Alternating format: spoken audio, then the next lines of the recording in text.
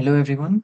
So, this is a new series where I'll be solving uh, problems from this problem set, which is quite famous for practicing competitive programming. It's called CSES problem set, and I'll leave a link for you to check it out in the description. So, this is the first problem. Uh, so, you're given an input n. Okay. Now, to understand the problem, basically, if the input is an odd number, then we perform this operation. Multiply the input uh, with 3 and then add 1. Now, if the input is an even number, we just divide it by 2. Okay. So if the input is an even number, it's input divided by 2. And if the input is an odd number, then it's n into 3 plus 1. And what we're required to do is, so we have this input. So suppose our input is 3. Now 3 is an odd number. So 3 times 3 plus 1 is 10. And then this becomes 5. That becomes 16, 8, and then 4, 2, and 1. So we need to stop when we reach 1. And we need to return, we have to basically print all the elements which are, uh, yeah, which we get during this operation. Yeah, so this is just applying whatever the rules they've given. So let's solve it. Where is the, okay, can I, okay, fine. Let's open our editor here. Okay, so weird algorithm. I hope it's visible.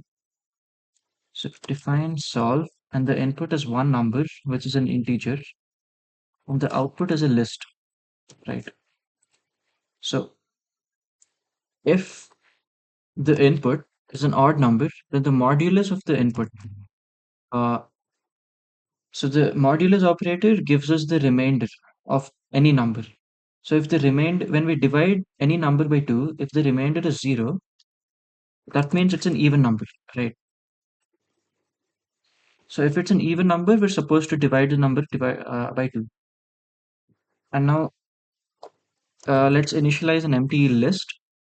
So the list will initially have the first element before we perform any operation, right?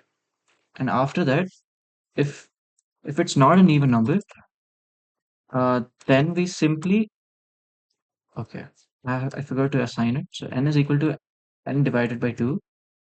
N is equal to n multiplied with 3 plus 1. And we have to repeat this uh, until n is equal to 1. So if n is not equal to 1, we have to perform these operations. And in the end, we can append this to the list. And we simply have to return the list, return result. Yeah. So the input is given in this format. You just have one integer and we need to print this. So to do that, what is this? After.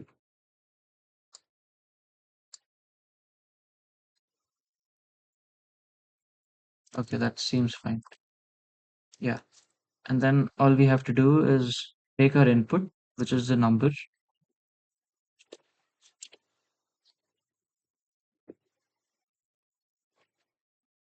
So we need to typecast this to an integer because whenever we take an input in Python, it gives you a string. And we're using the int function to convert it to an integer. And after that, just let's assign our answer array to the result when we pass in number to the function. And now for n in array, we just have to print the result separated by spaces.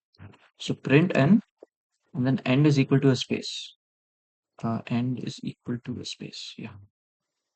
So after that, let's try submitting it.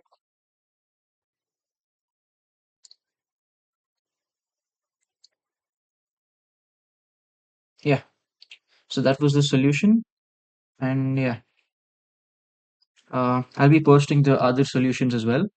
So yeah, look forward to it.